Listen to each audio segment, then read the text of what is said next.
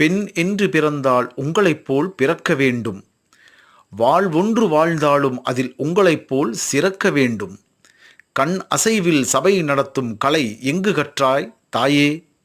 உன் அசைவில் நாடிருக்க உயர் புகழை பெற்றாய் தாயே. உங்களைப் போல் ஒரு பெண்ணை இனி காண்பதேது? என் தாய் போல ஓரிரும் இனி நாடு கண்டிராது. ஜெயா என்று பெயர் கொண்டதாலோ சென்ற இடமெல்லாம் வென்று வந்தாய் தாயே. எதிர்ப்புகளை வெல்வதிலும் உனக்கு நிகர் நீயே அம்மா. இனிய பிறந்தநாள் நல்வாழ்த்துக்கள் அம்மா. உங்கள் அன்பு தொண்டன் A.K. சிவக்குமார்.